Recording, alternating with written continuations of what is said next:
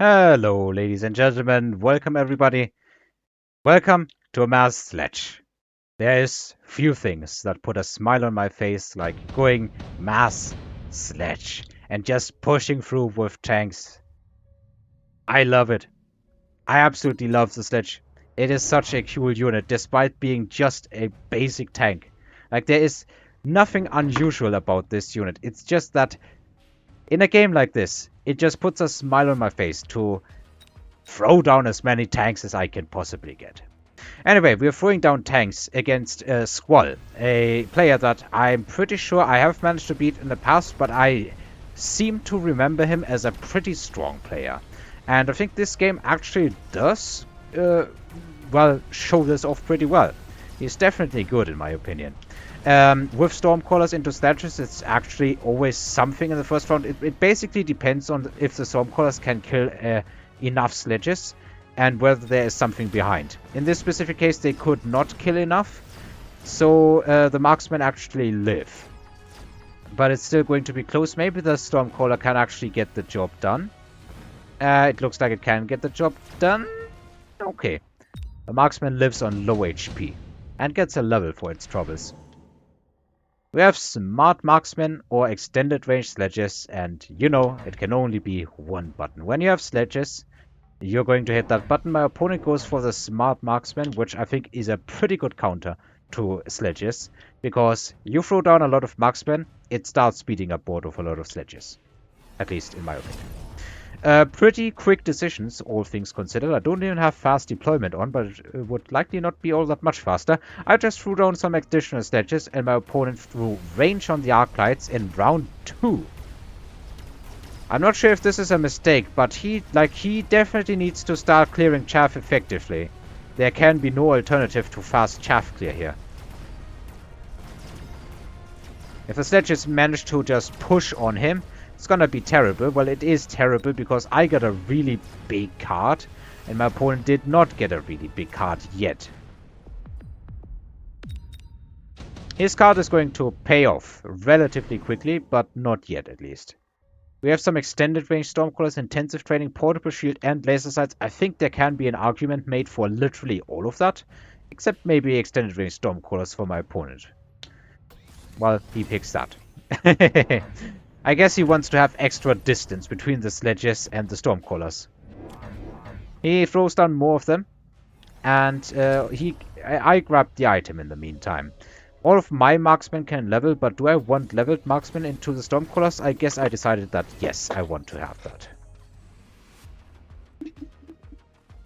What did I even really do? I think I just put down a lot of chaff this round and put the levels on the marksmen. My opponent threw down 2 packs of Stormcallers and one of them is now level 2.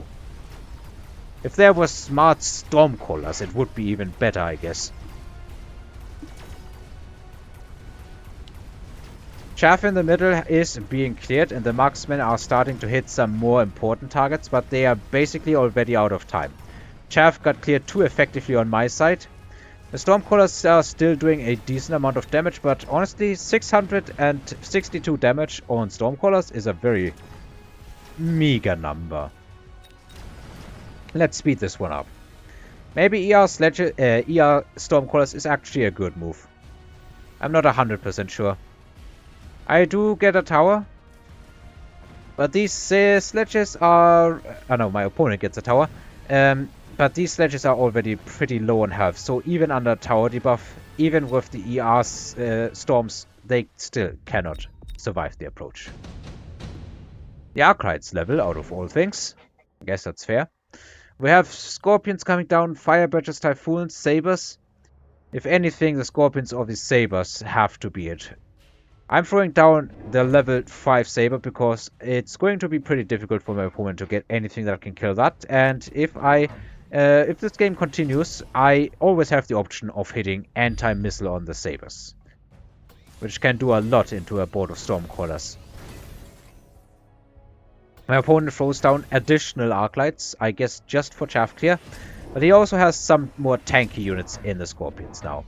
These marksmen, by the way, despite being smart marksmen, still haven't leveled, which is painful. This is very painful.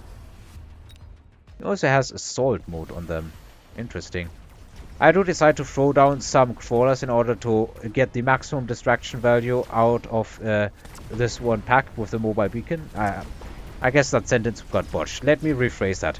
I also unlocked mobile beacon in order to get the maximum distraction and annoyance value out of the crawlers in the middle that I also purchased. This saber is going to dominate the side. There really isn't much that can hurt it effectively. However, these are now a significant roadblock for me. A lot of Stormcrawlers are still alive. And it is taking a painful amount of time to approach them with these slow sledges and marksmen. That saber is definitely big here. Oops, wrong button. I do still have some blue tanks, and they are not going to die quickly to Stormcrawlers under tower debuff. So at the end of the day, I do manage to win this round, and I think this Sabertooth was the reason why. Level 1 Scorpions can't compete with a level 5 Saber. It's just not happening under normal circumstances. There even is an amp core for it, but there's also top supply, and let's take a look at the health bars. It's round 5, and he's taken maybe 700 damage. Top supply for me, top supply for my opponent. This marksman levels, and finally at least one of his marksmen gets to level. I'm quite surprised he has not yet thrown down any more. He puts an arc light at the front in order to have these crawlers killed as quickly as possible. I think I would actually like it more like here, but maybe he's smarter, because I could just move a beacon this one in that direction. But I do also throw down more crawlers in order to defend. I also put down some shields. I think we had incendiary, yeah. I also mobile my crawlers a bit further on my side. The ER on the storm crawlers is going to make sure that they are going to get targeted anyway. Shield gets absolutely destroyed almost in one Stormcrawler salvo. The Scorpion also helping. And the Scorp is about to get eaten by the Saber again, isn't it? Yep. This Saber is a monster. At the same time, you can easily see that the Scorpions are definitely putting the hurt on the Sabers, on the Sledges. And this Saber is now about to die. I do, however, have some, I guess, orange tanks? If it's orange man, it's gotta be orange tanks, right? Moving in on my opponent's force. Honestly, I guess this is the point where you would usually hit heal on the Sledges, but I don't have heal on the Sledges. I have damage on the Sledges. Another tower goes down, and that means that these tanks are almost invulnerable. They end up just gunning down the Stormcrawlers one by one.